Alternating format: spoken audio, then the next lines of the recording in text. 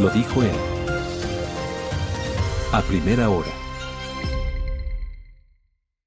7 de la mañana con 17 minutos, como lo habíamos anunciado, ya se encuentra conectado vía Zoom Fernando Bastias, él es abogado CDH Guayaquil, está él conectado vía Zoom. Muy buenos días, doctor, muchísimas gracias por estar con nosotros de aquí en A Primera Hora.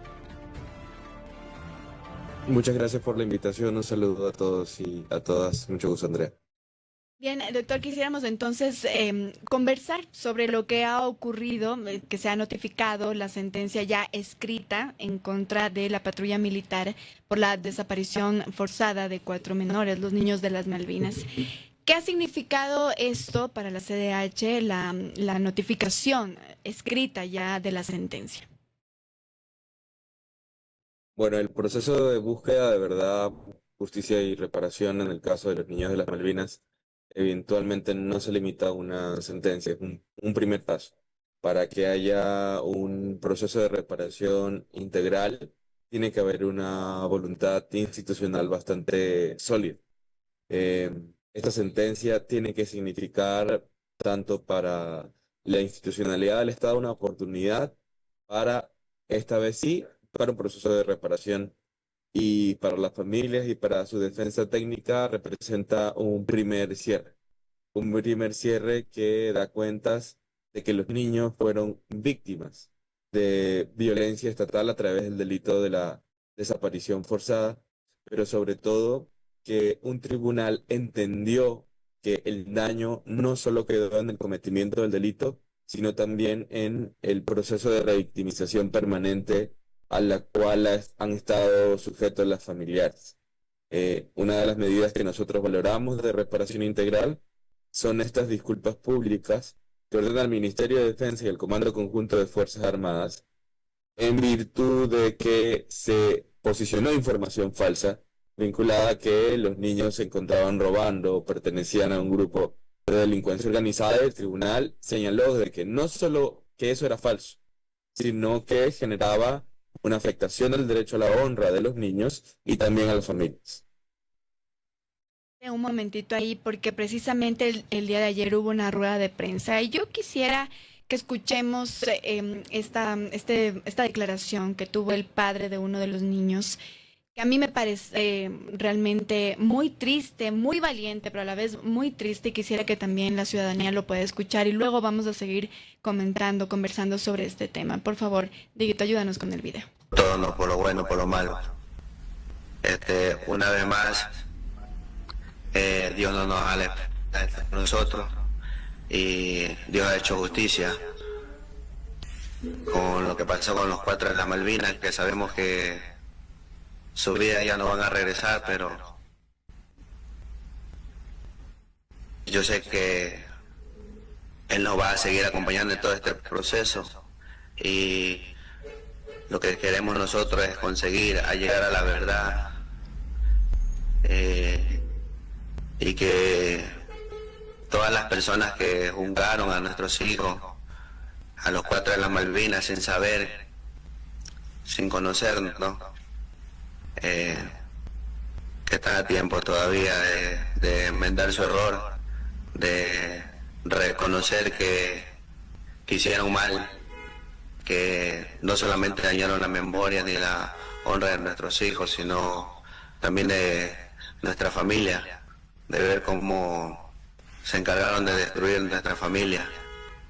Pero créanme lo que, si todavía sigo en pie es porque Dios es mi fortaleza, Él es el que me tiene de pie, Él es el que me dice avanza, no te rindas, sigue adelante, a pesar de las adversidades, de todas las tribulaciones que hemos venido pasando, pero Dios ha estado con nosotros en todo tiempo, en todo momento. Y esto nos da la razón a nosotros de que siempre desde un inicio nosotros defendiendo a nuestros hijos, porque nosotros sabíamos los valores, los principios que tenían nuestros hijos. El derecho de ser pobre, de ser negro o de ser afroecuatoriano, vivir en un barrio pobre, no significa que todos son delincuentes o son terroristas como lo tacharon a nuestros hijos. Somos personas de bien, falta de apoyo sí por parte del gobierno, pero Dios nos ha dado la razón, ha hecho justicia, se ha reconocido que nuestros hijos son inocentes, que fueron torturados, fueron violentados de una manera terrible, algo tan aberrante que hicieron con nuestros hijos. Pero yo sé que Dios es bueno y Él nos va a seguir dando la fortaleza para seguir en este proceso que no es fácil, es difícil, pero todo lo puedo en Cristo que me fortalece. Dios me le bendiga y Dios me le guarde a todos. No a la impunidad, vivan los derechos humanos. Viva. Como digo, esta declaración que hubo en esta rueda de prensa realmente a mí me dejó muy triste, pero también es esa haber demostrado la valentía, ¿no? De llegar hasta ahora, cuando la sentencia ya se ha notificado por escrito. ¿Qué ha representado para las familias, Fernando, esta notificación por escrito? Bueno, como mencionaba, un primer cierre, ¿no? Porque incluso desde el ámbito jurídico se ponía en duda que la conducta ocurrida era una desaparición forzada, supuestamente por esta falsa liberación. Siempre hubo una custodia en relación a los niños y a las Fuerzas Armadas. Y esa custodia atravesó no solamente tratos crueles, inhumanos y degradantes, sino un ocultamiento clandestino, que es lo que, en palabras del tribunal. Y también marca un precedente importante para las otras familias que están buscando también verdad, justicia y reparación. Me refiero a las otras 44 víctimas de desaparición forzada. Y también puede ser un mensaje importante para los uniformados de Fuerzas Armadas. En relación a dos aspectos, ¿no? Uno es que esa falsa impunidad que se pretendió construir en el Ecuador sobre Ryan y pueden hacer lo que quieran sin ningún tipo de responsabilidad. Esta sentencia destruye esta falsa impunidad que se ha vendido a los uniformados. Y por otro lado también puede ser una oportunidad para que aquellos uniformados que participaron en el cometimiento de delitos puedan acudir a Fiscalía a informar el resultado de la cooperación eficaz. En este caso, tiene que significar una señal de que lo que buscan las víctimas no es necesariamente solo el encarcelamiento del perpetrador, buscan la verdad. Y lamentablemente los únicos que saben las circunstancias en que desaparecieron las personas son los mismos uniformados que se los llevaron. Entonces es un llamado también a colaborar con la justicia y la justicia sabrá también responder de manera proporcional al aporte que vayan a dar al caso. Uh-huh. Nos comentabas, Fernando, entonces que este era el primer paso de muchos. ¿Cuáles serían los siguientes pasos? ¿Qué es lo que viene después de esta notificación? Bueno, en primer lugar, defender la sentencia. Ya conocemos que algunas defensas técnicas han ingresado el recurso de apelación. Nosotros hasta este viernes tenemos la oportunidad de presentar un recurso de ampliación en función de cómo se van a ejecutar las medidas de reparación integral. Y una vez el tribunal resuelto ese recurso presentado por nosotros, él enviará a la Corte Provincial del Guayas el expediente para su revisión, ¿no? Nosotros vamos a defender la sentencia hasta las últimas instancias con la finalidad de que se ejecutoríe y también dar la posibilidad a materializar esa reparación integral. Antes de seguir, Fernando, perdón, antes de seguir con esta apelación que se va a tener, ¿qué es lo que están buscando los abogados de los militares? Es decir, ¿cuál es la justificación tal vez para entregar esta apelación, para haber interpuesto esta apelación? Bueno, en los documentos que se presentaron dentro del expediente no necesitas tú justificar la apelación, más que ingresarla. La justificación ya es en la audiencia de apelación. Sin embargo, suponemos que es la misma tesis que tuvieron al principio, ¿no? Que al haber una liberación, no se consumó la desaparición forzada. Y eso es, insisto, no entender el elemento del tipo de la desaparición, ¿no? Que inicia con una aprehensión, e inmediatamente hay un ocultamiento de información o incomunicación de la persona aprendida. ¿Cómo tú no incomunicas o no ocultas la información de una persona aprendida informando? Y esa aprehensión no se informó, por lo que se sustrajo de la protección de la ley a los 4 niños, y el resultado fue lo que ya todos sabemos, lamentablemente, la muerte de los 4 niños. Entonces, ese es el resumen del análisis jurídico que hace el tribunal, y que no entendemos la razón por la cual los abogados, los militares aún no terminan de comprender. Me parece, como comentario muy personal, que el derroche de recursos que están ahora haciendo los procesados se lo pueden ahorrar, porque ningún tribunal va a revocar esta sentencia por el análisis jurídico que estoy realizando. Sí, es la primera vez que lo escuchamos, pero el hecho que sea la primera vez que lo escuchamos no significa, porque no ha habido otros casos con tanta gravedad. Y bueno, me parece por un lado que no hay argumento que genere una revocatoria de esa sentencia. Muy bien, ahora, esa entonces sería, si se quiere, el segundo paso, ¿verdad? Que se ratifique esa sentencia. ¿Cuáles serían los siguientes?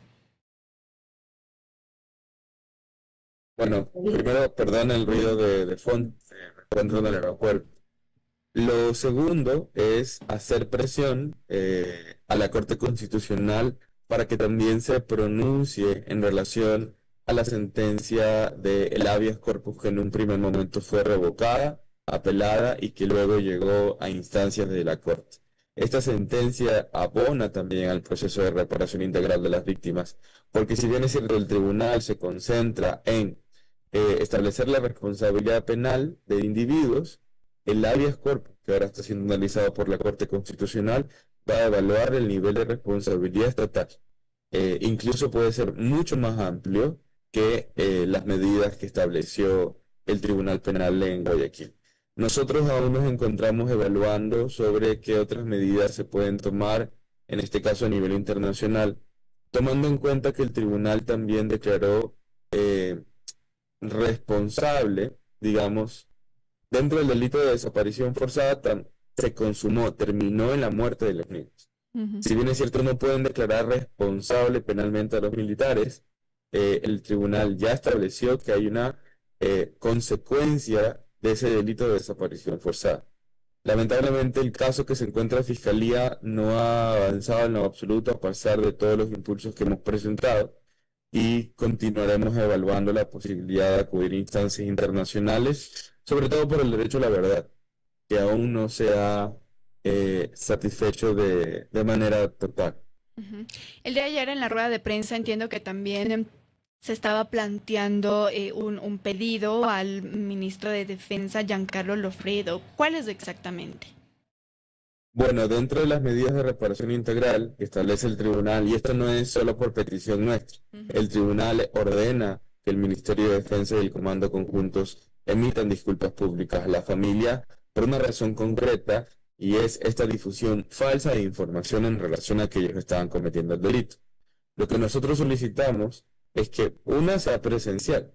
El tribunal ordenó las disculpas públicas, no las estamos pidiendo nosotros. El tribunal las ordenó. Pero esas disculpas públicas, para que sean medidas de reparación integral, primero tienen que ser presenciales, porque el ministro acudió a los medios de comunicación, a la asamblea, presencialmente. Atacó a los niños presencialmente. Entonces también tiene que disculparse presencialmente con las familias. Y también involucra el comando conjuntos. Que esa petición va a formar parte de la ampliación que nosotros vamos a pedir al juez. ¿Cómo van a ocurrir esas disculpas públicas? Ahora, lo que no puede hacer el gobierno es decir que va a esperar la ejecutoría de la sentencia para recién cumplir esa medida cautelar. Lo que exigimos es que de buena fe lo pueda hacer, que no espera que no haya recurso pendiente para resolver en la sentencia, sino que de buena fe que pueda ver que esta es una oportunidad para marcar una posición del Estado en contra de la impunidad. Fernando, podríamos recordar nuevamente, para ya ir finalizando, pero recordar nuevamente qué es lo que dijo la sentencia. Bueno, la sentencia, en primer lugar, declaró responsable a los 16 uniformados por el delito de desaparición forzada.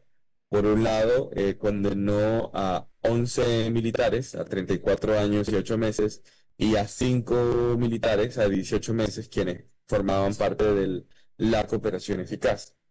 Ordenó como medidas de reparación, indemnización económica, el cambio del nombre del puente donde ellos intentaron huir.